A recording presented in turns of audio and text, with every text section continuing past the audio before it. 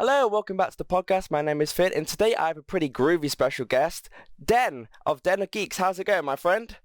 I am wonderful. How are you? I'm very good, actually, very, very good. You know what? I am actually so happy to have you on this podcast because Thank you. Thanks for having me. you're welcome. Honest to God, I think you're genuinely such an amazing filmmaker, great I composer, appreciate it. everything. Honestly, you're amazing, dude, and that's why I'm very, very excited you talked about Andor, the greatest freaking show on TV right now. Oh my lord.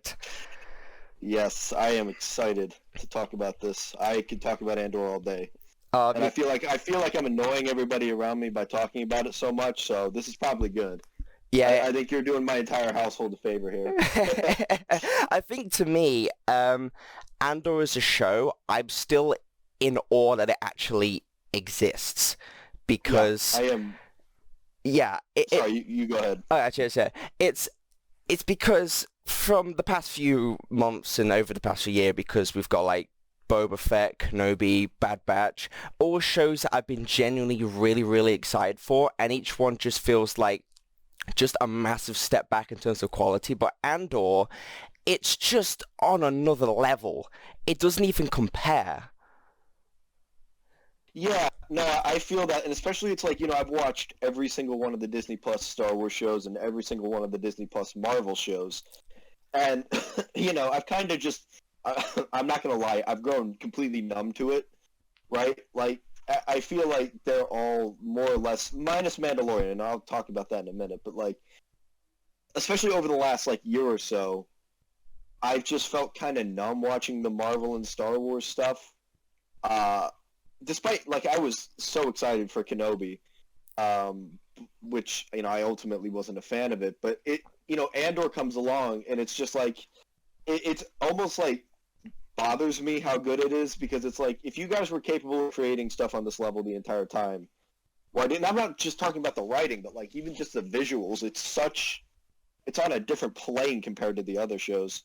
Oh yeah, for sure. I mean, in Andor, it's going to locations. You're taking like Yeah, actual there's like a car factory that they kind of redesigned. They made it like a little bit in Coruscant, and meanwhile you've got places like Boba Fett where it's just on one big stage, and it's yep. 7 episodes, and it doesn't, even though all these different Andor episodes are going to different locations, and you could probably create different locations out of CGI in Boba Fett.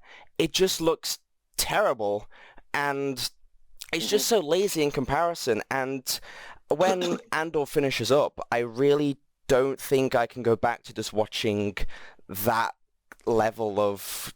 Hey, yeah, that's what I'm worried about. Because it's like I'm worried some of these newer shows are going to come around, and I'm just not going to be able to enjoy them as much as I might have before, just because I have Andor in my head.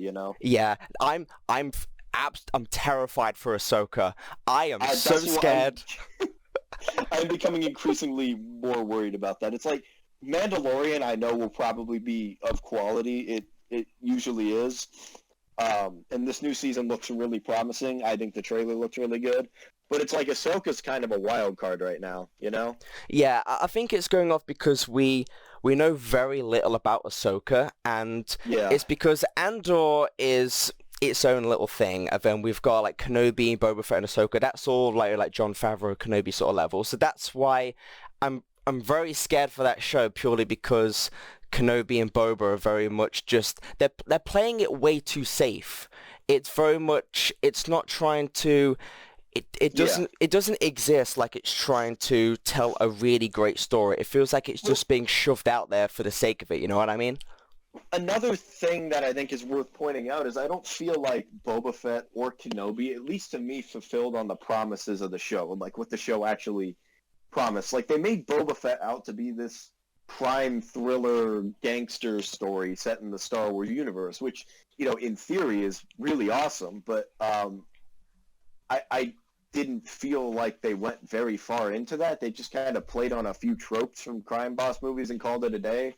And like Kenobi kind of promises character study that would culminate with the quote unquote rematch of the century, which to me, again, it didn't really fulfill that. I feel like Andor is the first show. I mean, honestly, even Mandalorian season one and this was more on purpose, but it promised us one thing, which is like this bounty hunter show, and it gave us something completely different. Granted, I love what we got, right? But I feel like Andor is the first one of these Star Wars shows to actually, at least in terms of live action, to promise us something with the marketing and the trailers and actually deliver upon it. It's Yeah, kind of weird, but yeah. I think very much with the other shows is that the moment it very much feels to me. I'll take Kenobi for example. The moment Kenobi starts, it feels like it's trying to race to the finale so quickly. It's yeah. trying to the moment the show starts. Okay, we're gonna finish this really, really, really quickly. Realize Andor is just taking its time to tell a story. It's not rushing to a conclusion. It's not rushing to a finale. Because if you look at Kenobi, there's things I do like about Kenobi. Yeah, But for sure. there's so many scenes, like say for example, the bit where Kenobi meets Vader for the first time wearing his actual Sith Lord outfit. That could have been such a much more emotional, grander scene. But because the time and the budget that have been put into those shows, it feels like it's not even a scene. It's just really a Yeah. moment. I mean, it's kind of nuts because, like, I was raised on the prequels and the Clone Wars. I mean, granted, I preferred the original trilogy is my favorite, but like, Ewan McGregor is as much a part of Star Wars to me as Harrison Ford or Mark Hamill, Carrie Fisher, Billy D. Williams, James Earl Jones, any of them, right? And the fact that I felt almost nothing during that entire show is very troublesome because I should have been bawling my eyes out. I am so attached to Ewan McGregor as Kenobi, and I just, it is insane that I'm feeling more like significantly more emotion watching Andor, and it's like I hate to use, Andor as an excuse to trash on other shows, but I feel like the comparisons are worth making. Yeah, I'll give this example real quick because I know a lot of people hate Boba Fett, but as a kid, I loved Boba Fett purely because how cool he looked, not because Boba Fett actually did anything. And Yeah, when I finally totally. when I finally got a Boba Fett project, I was mad excited because I was thinking there's so much you could do with him leaving the Sarlacc pit, and then there's a lot of stuff you could do with the Tuskens. And whilst they did Tusken stuff in really episode 2, and the fact that I wanted the Boba Fett show since I was very little, I hated it because they did nothing. They really didn't do anything. And in comparison to Andor, it's a completely different ballpark in terms of storytelling, writing, cinematography, acting, everything. And that is why I genuinely believe, because I was losing so much faith in Star Wars when Andor came along. And I genuinely think every single aspect of this show is brilliant. Dude, you know what's kind of funny? What's that? So again, I'm not going to lie to you. I tried to deny this. Like I was kind of in a state of denial when this happened, but when that first Kenobi trailer dropped, I kind of felt the excitement leave my body. I was like, oh, this doesn't look very good. But then fast forward to the day. So the day before Kenobi was supposed to air, which was a Friday, right? Yeah. I don't know if you remember this. The day before that, on that Thursday, Star Wars Celebration was happening, and they dropped the first trailer for Andor. And I remember exactly where I was when I saw it. I was always excited for Andor, right? Like, I know a lot of people were like, oh, this is so unnecessary, and rightfully so, I get it. But I was all, like, I love Rogue One. I understand its flaws, but it's one of my favorite Star Wars movies. Oh, me too. And Me too, yeah. I saw the trailer, and I kind of felt all the hype for Kenobi leave my body and just go straight over to Andor. Yeah. It was kind of bizarre because I was like, oh my, this is like, I have ADHD, so like I spent a lot of time in elementary school daydreaming, and thus I spent a lot of time daydreaming about Star Wars specifically. Uh-huh. And this feels like the Star Wars that I imagined when I was like, in middle school, right? I don't know. This feels like Star Wars tailor-made for me. Yeah, it's very much adult Star Wars is Yes. what I see this as, because everyone says like, oh, every time a new Star Wars project comes out, it's always marketed as the best Star Wars since Empire Strikes Back. But Andor genuinely feels like Andor came first, and then A New Hope came after it. You know what I mean? If that kind of makes sense. Yes. No, I know. And it's interesting, right? Because looking back at A New Hope, I haven't watched A New Hope since the show started. I plan on probably, after season 1's done, I'll rewatch Rogue One, then the entire original trilogy. But it's like, there is a lot of things in Andor that stem from the original trilogy. Like, especially, like, there's that one scene in the Death Star where all the Imperials are bickering and Vader's there. Like, the ISB stuff just feels like an extension of that. Yeah, okay, an ISB meeting, to me, is they somehow managed to make that interesting. Just a meeting of Imperial officers just sitting around the table just discussing shit. That, to me, I get flipping goosebumps whenever that a scene like that starts. Yeah, it's just they just turned a simple meeting of Imperial officers having a chat, and they made it would be like, to me, a highlight of an episode. And that is how brilliant the writing of Andor is. It's turning something that I would generally have no interest in whatsoever, and turns it into like the most thrilling shit you've ever seen. Yeah. No, I mean, honestly, it's like, a lot of people complain that this show is slower, which is true. It is. But, I mean, to me, it uses that to its advantage. The show fundamentally couldn't work if it were quicker paced. Like, I mean, I think something that I could compare it to is Mandalorian, and I'm not trying to rag on Mandalorian here, because I think Mandalorian, this episode, I actually love this episode, but, like, you think about the Bo-Katan episode from Season 2, right, where they're breaking into the Gazanti-class freighter and they're hijacking it, right? Yeah. That all takes place in the span of 37 minutes. There's the setup for the heist, then the heist, and then the fallout from the heist, all within the span of 37 minutes or so. Like, it's not a long episode. And with Andor, you compare that to the Andor heist, it's like an hour and a half total. Yeah. And I just think that build-up makes the suspense so much more real. Because, granted, I think, again, I'm not trying to rag on Mando here, because I actually love that episode. I think the pace of it is kinetic. It's awesome. But, I don't know, man. Yeah. I love the slow burn. I think a slow burn is so much better because it takes time to, again, build up suspense, build up character, because say if it generally might be top 5 TV episodes ever, right? I don't think the Eye would have quite as worked if Luthen dropped him off and he did the Eye the same day that he met with Val and everyone, right? I don't think that quite would have worked, because when it comes to the scene because a lot of them just get kind of just massacred. There's a mini shootout, and a lot of them just die, and I think that impact is it shocks you. You wouldn't get that if it was just one episode, because like you said with that Bo-Katan episode, whilst that episode is French kiss, I love it, it's 37 minutes. I think Andor's shortest episode is only about 49 minutes long. It was its first one, right? I mean, its first episode was in the 30s, I think, but like outside of that first arc, everything's been over 45 minutes, which is refreshing to say the least. Oh yeah. Like, I mean, that's another thing. It's like, I feel like I leave a lot of Disney Plus shows feeling hungry. But Andor is giving me, even though admittedly, if I were to like give one critique of the show, it's that the episodes end out of fucking nowhere most of the time. Sorry, am I allowed to curse on here? Yeah, go on. Yeah, go ahead. I mean, like, to me, the episodes, while they end out of nowhere, and it doesn't even bother me at this point because I'm so used to it. But like, I feel like I'm getting enough each week to keep me happy for another one, right? Like wait, while the wait is genuinely agonizing, I enjoy it because I feel like I'm given new stuff to speculate about each week. Yeah.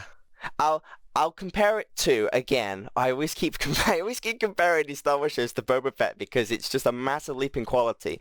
If I'm watching Boba Fett, each week I watched a show, I'm just getting spoon-fed little things, and every single week I'm watching Andor, every episode, it's like I'm being served a 3-course meal at a restaurant. That's what it feels like, because if anything, Boba frustrated me more because I wanted the show to happen so bad, but the writing, the quality, everything was just sit back and you think, what happened? And Andor is just, it's a show that thing is, I didn't watch any trailers for Andor or anything because Oh, really? yeah, all I knew was that Diego Luna was going to be obviously Andor. Oh, And wow. yeah, I didn't see a single trailer for anything, only because I knew Dan Gilroy was involved. And is it Dan Gilroy? Or is it? Yep. Yeah, Dan Well, Gilroy. and Tony Gilroy is the showrunner and like the head guy behind it, but Dan Gilroy did write a chunk of episodes. Dan Gilroy, yeah. He did, correct me if I'm wrong, he did Nightcrawler, didn't he? Dan Gilroy did, yeah. Yes, because I saw that he did Nightcrawler, and that's one of my favorite films, and I love that movie. me That's too. so good. I didn't watch any of Andor purely because if it's a director that I love his work so much, I want to be surprised going into it. Yeah, I mean, that's kind of the interesting thing, right? It's like, I feel like with Star Wars nowadays, you don't get many auteurist visions behind what's being presented on screen. But Andor, it feels like it has such a distinct voice behind it, right? Yeah. Whereas, like, I mean, Kenobi, I kind of hate to say this because I was really excited for Kenobi a lot. Like, a strong reason as to why I was excited for Kenobi was because of Deborah Chow. I was really impressed with her work on The Mandalorian. Yes, episode Kenobi, 3 of season 1. That is a fantastic episode of television. I mean, I remember, like, that blew me away when I first saw it, just because of the scope of it all, right? Even that, which it is funny looking back on that now, how minute that is in comparison to, like, the eye, but yeah, I mean, I thought that was a fantastic episode, but I mean, Kenobi felt like it was directed by an AI. Yeah, honestly. It generally felt like it wasn't made with craft. It was just a little corporate product just pushed out there, which there's no style to it. Yeah, which the thing is that surely Lucasfilm and Disney knows that. A Kenobi show would probably be up there with like Daredevil season 4 or a live action Spider-Verse, right? Yet for some reason they gave it. Well, I'm guessing it was a tiny, minute budget. And well, you want to know something funny? Go on, tell me. I dug into this. Andor and Kenobi both had the same budget per episode. Fuck off. No, they don't. Yeah, no, both of them have $15 million an episode. I looked that up. I mean, which means Andor got twice the budget overall, but the budget per episode was the same. Oh my god, dude. And I think Boba Fett was just a little bit under that, and Mandalorian's in that ballpark too. So, like, all the Star Wars Disney Plus shows have had similar budgets. That's insane. Which hurts my soul to think about a little bit, but... Yeah. It really shows that you got the same budget. It's really the people behind the camera and the people behind the writing really matters. And also, can I just say, you know, even okay, how do I put this? Writing in Star Wars has never been great, right? Like George Lucas. You watch A New Hope. That is in my top 10 movies of all time, right? It's a 10 out of 10 for me. It's perfect. I love it, but I'm not going to act like the writing and the acting is particularly incredible in that movie. With the blast field, Shan, I can't even see. Oh, how am I supposed to fight? Yeah, I mean, like, it's not all that.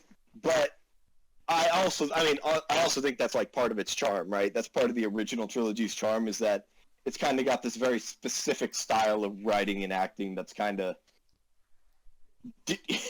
not natural, to say the least. Yeah. I love it, and I wouldn't change it for anything in the world.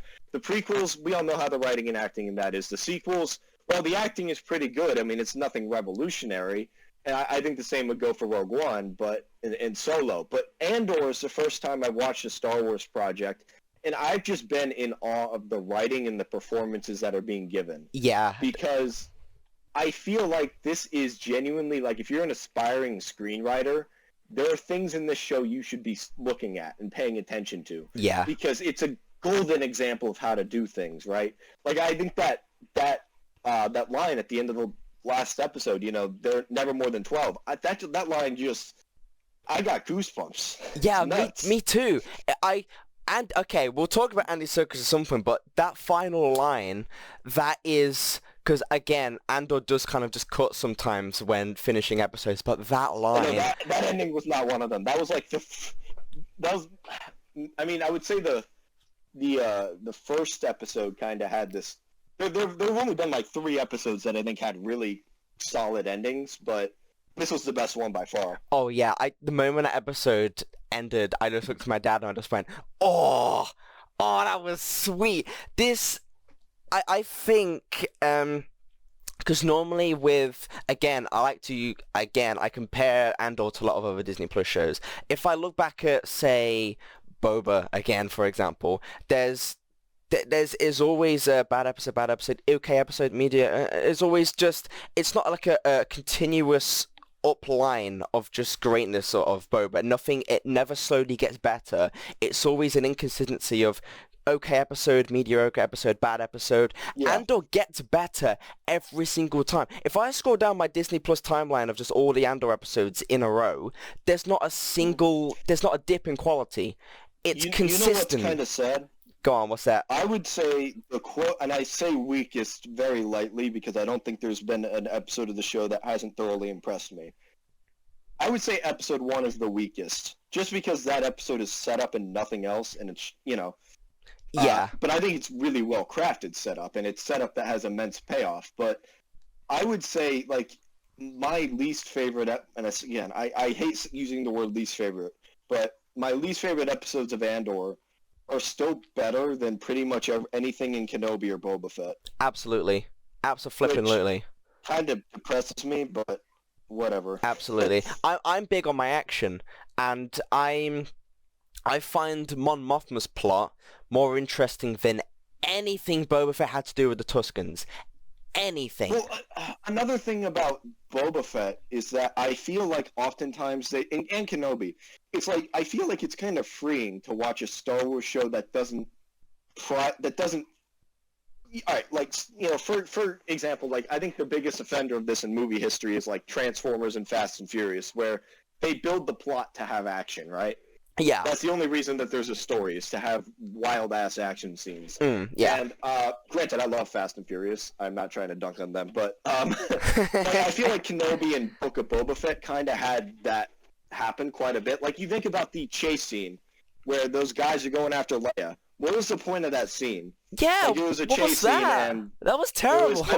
It was a poorly shot, poorly acted, directed scene, but like on top of that, and what's even worse is that there was no point to it. Nothing changed because of that chase. And I feel like something Andor does is it has action when it's necessary, and that's it. If there is an action scene that is called for, then it utilizes that to its advantage, and it has an action beat. But it doesn't just have an action scene to have an action scene. And that's so insanely refreshing to watch for me. It's not just having action for the sake of it. I mean, think about it. Since that was episode 6, and are we on 9 now? We're on episode 9, aren't we? Yeah. We haven't really had a big action set piece in a solid 3 episodes, and yet I'm more in... Yeah, sorry, what was I going to say? I'm just so invested in what they're doing with the characters and the world building and just everything the Empire's doing more than action set piece, because you don't need a big action scene to be invested in a story. And I really hope that Disney can actually understand that at one point. You know what I mean? Yeah. No, I totally feel you. And it's like, I think by the way, the action that we've gotten is fantastic. Oh, it is. I've absolutely blown away by it. The Eye, that episode in particular, and the big shootout bit with the speeder in episode 3, it's magnificent. It's. I can't believe this came from Disney.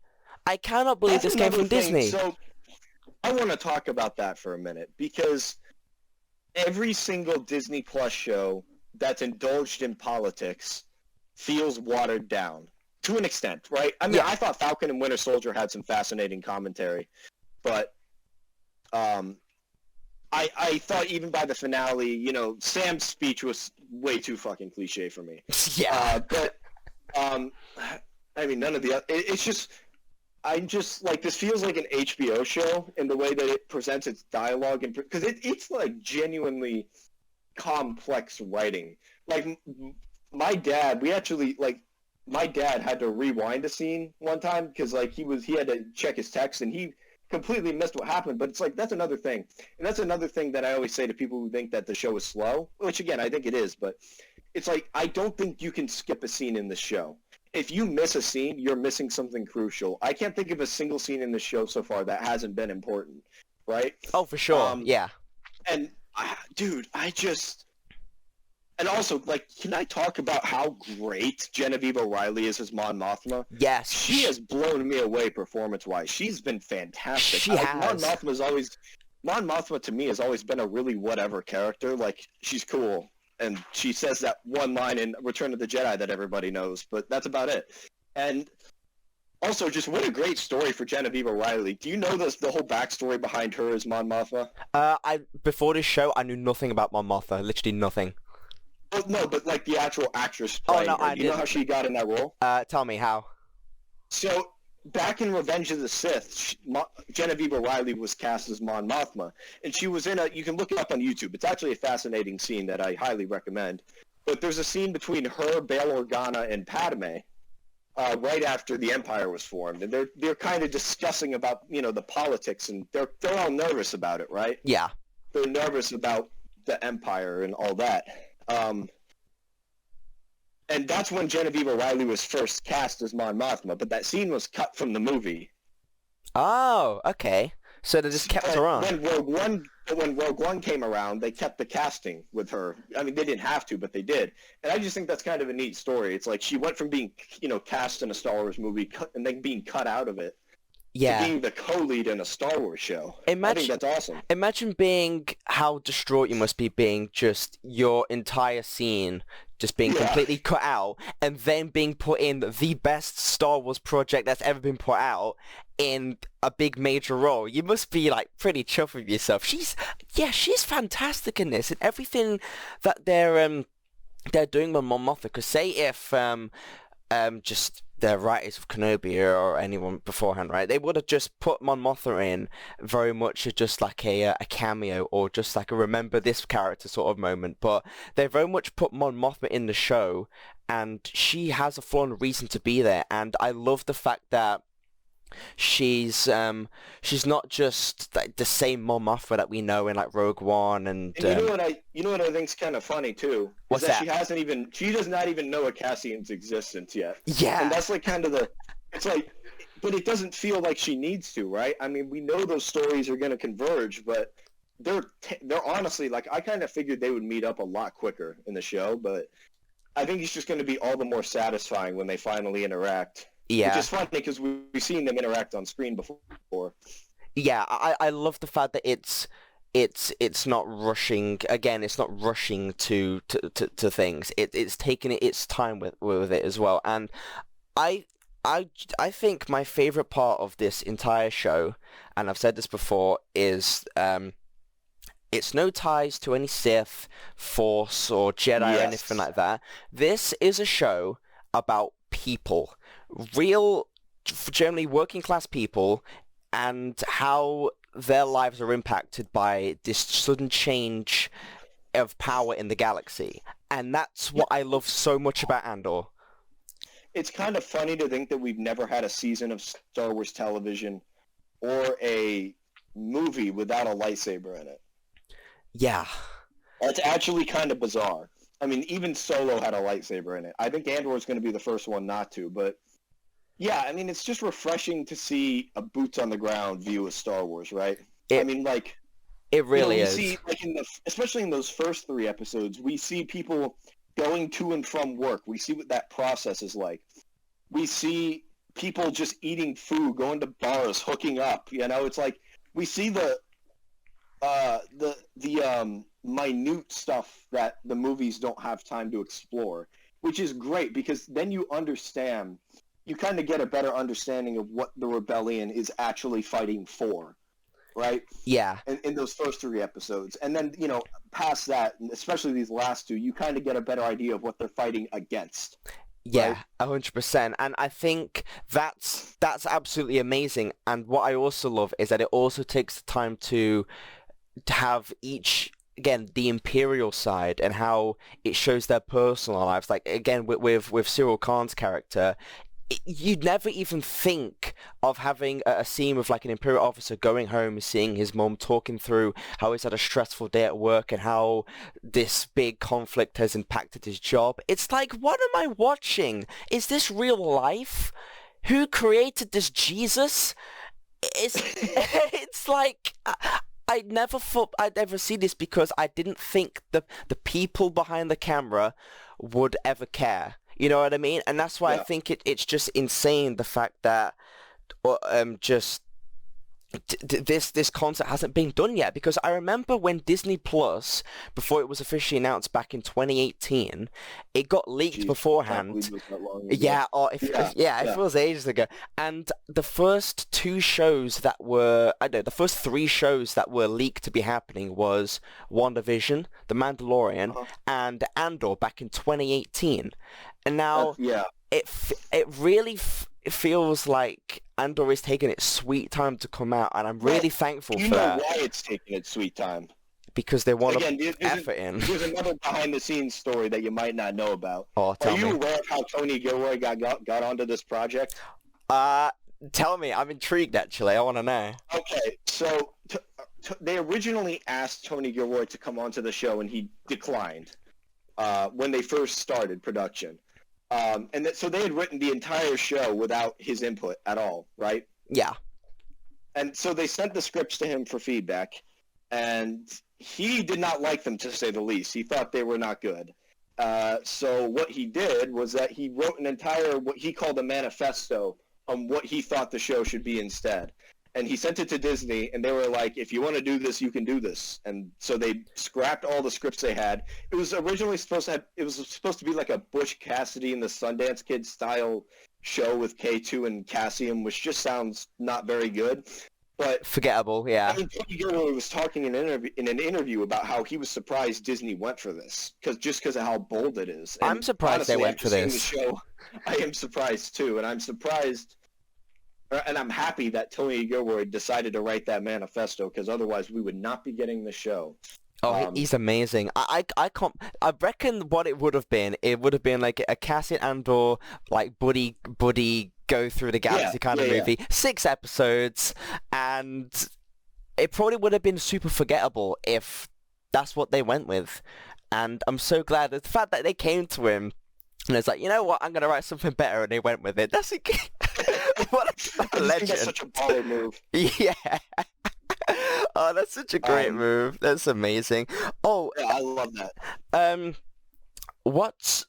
Okay, I think my favorite parts of this show right now, because it has its own mini little arcs at the minute. Like it had the first 3 episodes, it's kind of been Cassian, his backstory, and then had the 3 with like the eye and the heist and everything. The prison stuff at the minute, holy shit. Very good. Oh, very tense. It's so good. You know, this last episode in particular kind of surprised me that Disney let this happen. Because, I mean, you're talking about some really dark stuff. Oh, and yeah. it's not dark as in, like, oh, they blow up a planet, but you don't see any of the people on it. It's like, you know, here's an entire 1.5-minute monologue about how the Empire wiped out an entire planet and is now using the sounds of dying children to torture people. It's like... It's dark. Me and my dad like looked at each other multiple times and were like, "What the hell is this?" It is. It's quite unsettling if you think about the whole. It's very suspenseful with what happened on level 2. Yeah. That And another thing is like, despite how dark it is, it never feels edgy. It never feels like it's trying to be edgy, which I feel like is a trap you can fall into very easily. But it never feels like it's trying to be like, "Oh, look how edgy and dark we are." You know? Yeah. Which is just not something I want in Star Wars. Yeah, it had a point. I mean, it was being dark for a reason. It wasn't trying to be like it wasn't trying to be like a Suicide Squad. Yeah. Fucking you say that again. You know what flipping surprised the hell out of me when I was watching this? I was joining this thinking, I can't believe this is real, and all of a sudden Andy Serkis pops up. Now we never see Andy Serkis act very often. Well, and it's funny because he wasn't in any of the marketing either. We had like no idea who was in the show. So when he popped up, I was just kind of like, all right, this is probably not going to be a big role. He'll probably, you know, considering that it never leaked, we'll probably just see him for a couple scenes and that'll be it. But nope. he is a very important character. Yeah, And he's fantastic. I and mean, he's a great actor. He always has been. But like, honestly, this is just some of his most nuanced work I've seen. I mean, they he's named him fantastic. Kino. They named I him love that. Kino. They I named him love after it. the show. I Yeah. think my favorite acting scene with him, it has to be the bit where him, is it Melchett? Is that his name? Elsie, yeah. Melchi, yeah. It's him, Melchi, and Cassian, and that's when everyone's all lined up and they're trying to figure out what's going on level 2, and that's when all the lights are going out. Yeah, that was great. And you can very much tell by his performance that he's trying to act tough and everything, but there's a layer to him that you can kind of hit. There's a layer to Kino where you kind of feel where he's like, okay, something's really not right here. And the fact that he's trying to make everyone think that everything's fine, but it's really not. And it's just the way his character's gone for the past few episodes, where he's been very secretive about what he knows, and then again with the final line where he realized that he's never getting off this place, it's just like no more than 12. That is, makes me so happy. It just makes me so happy, just the writing of this show, because like you said, it is like a masterclass of writing for a Star Wars show. And it's like, it's nice to have a Star Wars show that believes in the intelligence of the audience. Yeah. It doesn't feel the need to force feed you anything. I never felt like the show was talking down to me, which I feel like when you're doing politically based stuff, it's very easy to just talk down to the audience and kind of just dump everything on them. But Andor, it takes the time to show you, and it takes the time to do it in a way where it encourages you to think and use your brain. Yeah. Which is very nice. Because I'm past few shows, I've been very used to being given me like a cameo every episode, and I just get to just shut off my brain and then just enjoy the return of this character. But no, with Andor, I can just sit there and I can use my brain with things. It's very, very refreshing. And another thing about Andor is I think the inclusion of legacy characters so far, or at least pre-existing characters, has been really strong.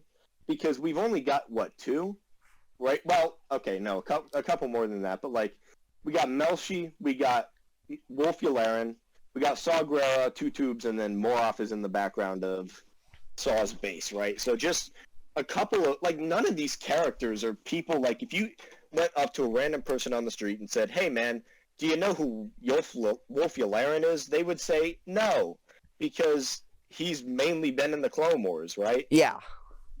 And it's, these characters are integrated in such a way where you don't even think about it much, which is kind of bizarre. And it's like, that makes me really look forward to see, because I think in Season 2 we're going to see a lot more familiar faces, mainly a lot of, like, secondary characters from Rogue One. Like, I think we're going to see Draven, we're going to see Mustache Guy, the blue leader pilot, I think it's Blue Squadron. Callus, maybe. I think Callus would be interesting because he's ISB, and we've been spending so is Krennic, and that's why I'm like, those are 2 characters I'm kind of keeping tabs on in terms of them appearing, because they're both ISB. So I would be curious to see if either of them pop up at any point. I think Krennic in particular would be cool, just because I am such a massive fan of Ben Mendelsohn. I'm just a massive fan of Rogue One in general. I'd be Me too. I'd be cautious on how they'd. Don't get me wrong. If they used him in Season 2, I'd be right flipping there for it. But because he was very much involved with like the whole Death Star, and then. But see, that's the thing. It's like, I feel like if we were to see him, it wouldn't be in the context of any Death Star related stuff.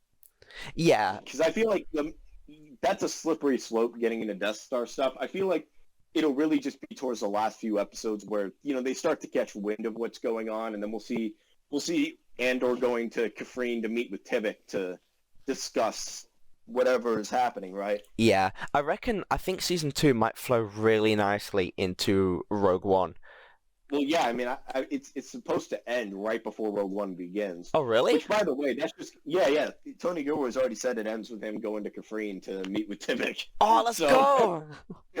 I mean, I think it's kind of funny that he just straight up said that, but also it's like, I mean, yeah, sure. I'm excited. And I feel like, that'll make for a great, because you could watch all of Andor, then that leads right into Rogue One, and then that leads right into A New Hope. That'll be pretty cool. That is so exciting for me, honestly. Oh my God, I'm so happy that actually wait, I think reckon I don't know if in season 1 or season 2 we might get Palpatine, but not as a Sith Lord. Maybe context of Yeah, yeah. I've been thinking about that. And it's like, I feel like every time we've seen Palpatine on screen, it's been in the context of a Sith Lord. And I think the idea of seeing him purely as a politician is a really cool idea, and I think Ian McDiarmid would do great in this show. Yeah. He's just a phenomenal actor. Yeah, because I've been watching some of your Instagram lives recently, and you've made a good point how they've been sprinkling little lines of the Emperor in, like just in the context of when Mon Mothma's in like the what's the big area where she's talking politics with all the weird what they called? It's in the prequels. One of those big floating pads. What they called? What's that place called? Sorry? I think so. Yeah, it's a place on Coruscant where they do all the politics and stuff like that. I can't remember what it's Oh, called. the Senate chamber? Yeah, that one. Yeah. And Yeah. they've been slowly talking a bit like they've been muttering the Empire. Sorry, the Emperor's name in that the occasional bit. So I reckon that they're sprinkling little breadcrumbs in for when we maybe eventually get to see him. So I think we will. I think whether it's in the context of him being a hologram or whatever it is, I actually do think we're going to see him. And I think that'll be the big one, the big cameo, yeah, Because, I mean, this show has been light on legacy characters so far, but I think there's a pretty extensive checklist of characters that you basically kind of have to see in order for the show to make sense flowing into Rogue One. Like, Bail Organa's a big one. That's still the biggest one to me right now, where I'm like, where is he? What's his deal? Because now it seems like he and Mon aren't really on the same page in terms of the rebellion, which I think is interesting. But yeah. I love everything they're doing with Moff. I think the bit where she's trying to convince people about like what's been going on with the Empire and the fact that everyone is just on the little platforms that they're talking on, everyone slowly turns theirs off and they're just blatantly just not listening to her. It's brilliant. It's so good. And I will be interested to see how far they go with like Rebels connections in season 2. I mean, just like talking about connections to the greater Star Wars universe, which it is funny. It's like, I don't talk like in terms of, with Kenobi and Bob, I was talking a lot about how this would connect into other things, but I feel like most of the conversations I have with Andor aren't even about that. I don't really think too much about, I wonder how this will tie into X, Y, and Z. It's just more like, I'm wondering where this storyline is going to go. But I do think it is worth, pondering the question how much this will tie into Rebels, just considering. And I think it's cool how it has so far. Like with the Gorman Massacre stuff, that's something that's brought up by Mon Mothma and Rebels. So I think it's cool seeing those little pieces of connective tissue. Yeah, I just love, again, I love a show where I'm not sitting there having to worry about what would come after Andor or what it will tie into. I can just sit there and just enjoy Andor for what it is, what the storyline is, what the characters are offering me, and not what it's going to offer me 2 years down the road or something like that. And whilst I can do that with season 2, but that would make sense because it's not it's not like I'll go worry about what it's going to lead to in a different project so this I just wish, imagine if this was on Steelbook. This would be great. I could put. It kind of pains my soul that I'm not going to be able to buy this on Blu-ray. Yeah, I want to. And yeah, I hope they me make too. a vinyl at least, because I need some physical media of the show. I really Which, do. by the way, I really like the music. Nicholas Patel's a great composer, and he's bringing it to the show. I don't know, haven't talked about this just yet. The opening scene of Andor, again, it's the weakest episode, but it's a flipping banger. The opening shot is of Cassian walking towards that bar, and it's got all the blue lighting. It sounded like flipping Blade Runner. It was, and it looked like. I mean, that was totally Blade Runner inspired. And that was awesome. I love Blade Runner. That is, 2049 and the original are two of my favorite movies. Yeah. So I thoroughly enjoyed seeing it. I mean, it's not even just there. There just feels like there's a lot of retro futurism in the show in general, which is something I've been really enjoying the aesthetics of. It feels like the production design feels like something out of the 80s, which I think is really cool. Yeah, I love it when Because to me, music is really, really important in anything, Yeah. especially Star Wars. And if you give me something that, again, Star Wars is very familiar in its music a lot, but if you give me a big change in like a big musical score and put it in like a new show, that's when I get really, really excited, where it's Star Wars, but it feels like not Star Wars at the same time, if that kind of makes sense. Because it's Yeah, I mean, it feels like that they let Nick Britell kind of do. I mean, and he had mentioned he had been working on the score for 2 years, oh which is damn. something I don't feel like Kenobi had as much. Right? That felt like I mean, Natalie Holt is an incredibly talented composer. I think her score on Loki is Oh, brilliant. that was fantastic. But Yeah. I mean, the score for Kenobi just kind of felt like it was rushed in many ways. I can't remember it actually. Yeah, that's kind of the problem, isn't it? It's not a good sign, yeah. With Kenobi, it was very much, again, Andor has been worked on for so long. Like 2018 was when I heard that they first started like working on it, or if it was in development. Kenobi just seemed like it just came and went. Yep, I don't think I'll be rewatching that show outside of larger binges. I don't think I'm ever gonna wake up and go, God, gosh darn it, I really want to rewatch Kenobi. I think the most I'll do is I'll go on YouTube and I'd rewatch the final fights. You know, I'd rewatch clips of Kenobi. I wouldn't watch the whole show again. I mean, I honestly, like, I plan on doing, after Andor Season 2 is done, I plan on doing a big binge. Which I know that's a ways out, but that's probably the next time I'll revisit Kenobi, if I'm being honest. I don't see myself going out, because there's so much good Star Wars out there that I'd rather watch instead. Yeah. And Andor is going to be at the forefront of that. I love the show, and I feel like the rewatchability factor is going to be very, very strong. Oh, 100%. It is. It's like I'm watching Blade Runner half the time. That it just looks and feels like. But if you told me this was a Blade Runner TV show, I'd believe you. In its opening scene, I would believe you. Yeah. I mean, that just looks stunning. And damn, man, I'm so impressed with the show. And also, I feel like there was, people, it's so funny to me because, like, people complain about the sequels being like, oh, they're so filled with politics. When in reality, that's like the least politically fueled trilogy by far. It's Yeah. not even close. Yeah. It quite literally blew up all the politics in the first movie. I don't think 10-year-olds cared about trade disputes in The Phantom Menace. It was marketed to... I don't think they'd give a shit. Yeah, it's funny because, like, I think Andor is... I mean, I don't know if it's more politically fueled than the prequels, but it's, like, at least equally as politically fueled as the prequels. And it's very refreshing to see because I'm able to spend so much time kind of making real-world parallels from the show. Oh, yeah. And that's something I really enjoy doing. It's not something I've really been able to do with anything under the Disney era. It doesn't feel like the political bits are just being forced down my throat either. That's the thing. Yeah, no. It's naturally woven into the story. It's so beautifully done. And, like, it is funny because it's touching on some of the same things that the prequels did. Like, the prequels were heavily about George Bush, and I think you can see a lot of that in Andor as well. I think you can see a lot of Bush administration parallels, like even some post 9/11 stuff. I feel in this recent, what was it, episode 7? Yeah. A lot of post 9/11 stuff there, which is it's really interesting to draw those parallels. I think it's cool. Oh yeah, you know what I can draw a lot of parallels from especially the prison bit, and it very much feels like a camp more than a prison. Yep.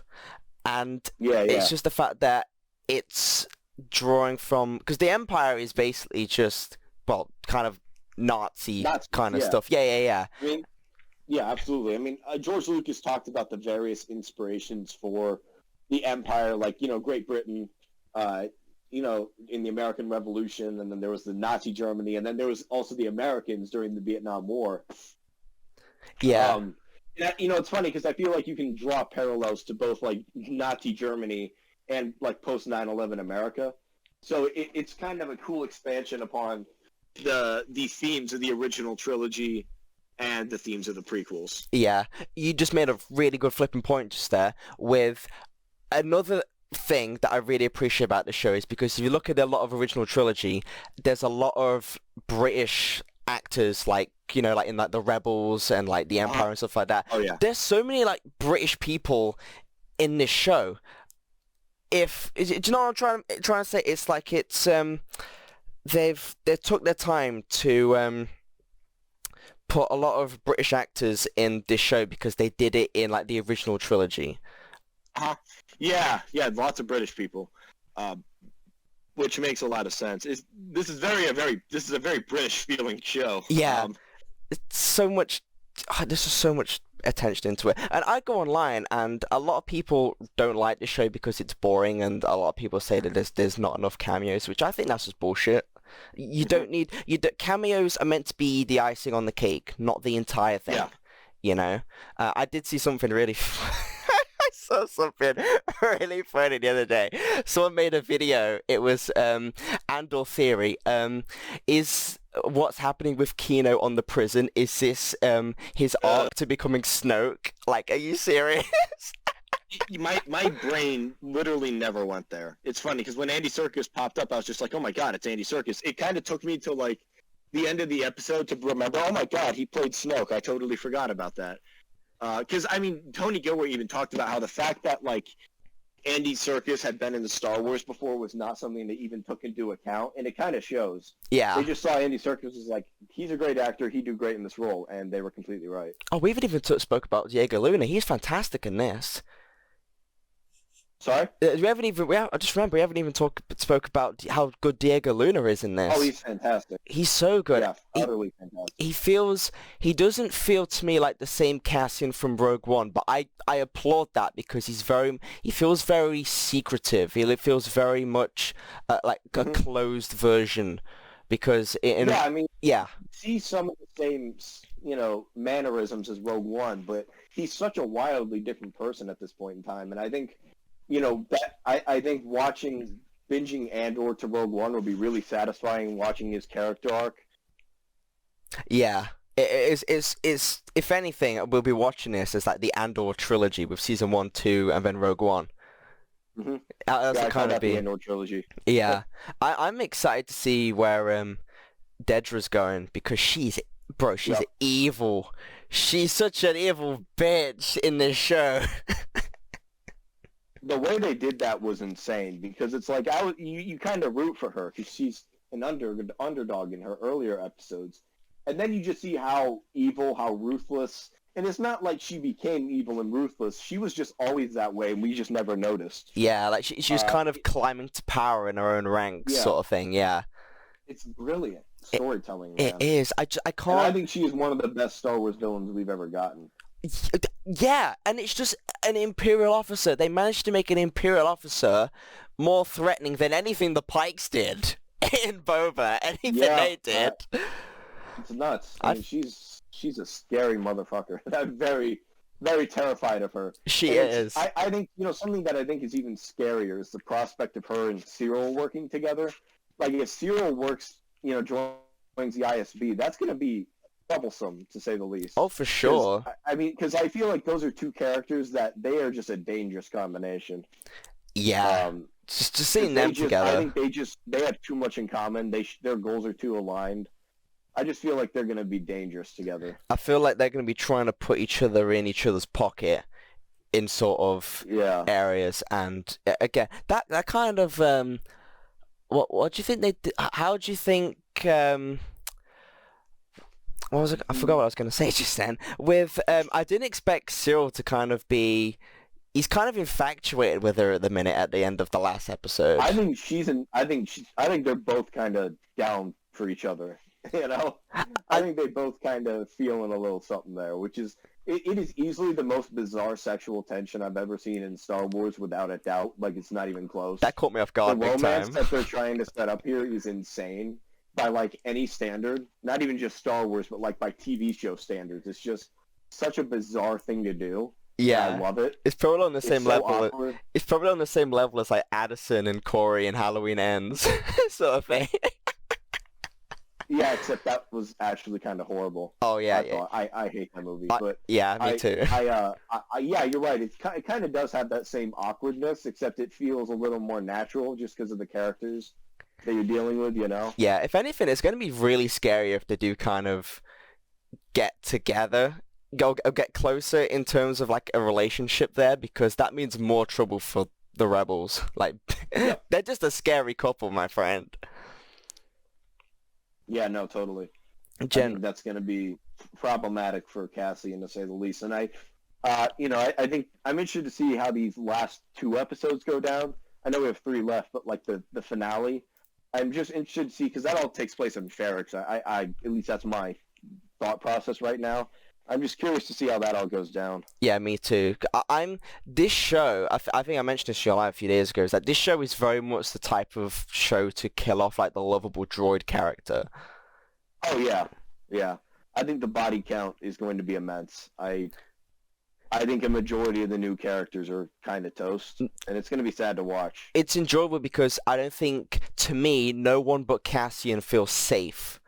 And that's what is really freaking enjoyable about that. Is because I don't know if Andy Serkis is going to bite the dust, or I'd say Bix, probably not Bix, but just Luthern or anything like that. It's just I don't know what's going to happen. Each episode, every time it finishes, I'm never sitting there thinking, oh, I can see it going this way or that way. I have no idea. And that's what I'm... Yeah, it's a show that very much subverts my expectations on a pretty consistent basis. It's refreshing. Again, it's like it's not predictable. It's always throwing me in a loop. Always. Yeah, me too. It is a masterclass of directing, writing, and acting. And normally when you've got a show or a movie, if your writing's not as good, your acting and your storytelling has to be elevated. Okay, you got to kind of balance that. But Andor, everything, none of the departments slipped. Everyone was fantastic. It looked like there was passion behind the camera. Yeah, it's such a fantastic show so far, honestly. It's incredible. I'm completely with you. It's great. Yeah, I love it. Yeah. And I don't know what I'm going to do when the show is done. Like, what am I supposed to do with my life? I'm going to cry. I just realized, I think it's season 2. Yeah, it's 2 years. 2024, same year we get Andor and Daredevil Born Again. Oh shit. I just realized. That's exciting. I mean, they both probably might release around the same time, so that's going to be exciting. Yeah, we'll see. I mean, because it's kind of insane. Born Again's even longer than Andor. I'm very cautious about Born Again. Yeah, I am too. It's like I'm excited, but I am so nervous. Andor season 2, I'm not nervous at all. I know it's going to be great. Yeah, me too. It's just Andor's my most anticipated project of the next few years. It's up there. It's a very, very exciting. Yeah. What have we got? Are you ready to wrap up? Yeah, let's do it. Groovy, man. Honestly, I really, really appreciate you coming on here because I know that you're a massive fan of this show. It's been great, dude, honestly. And yeah, dude, I really, really appreciate you coming on, and thank you guys for watching, and I'll see you guys the next time. Peace out. All right.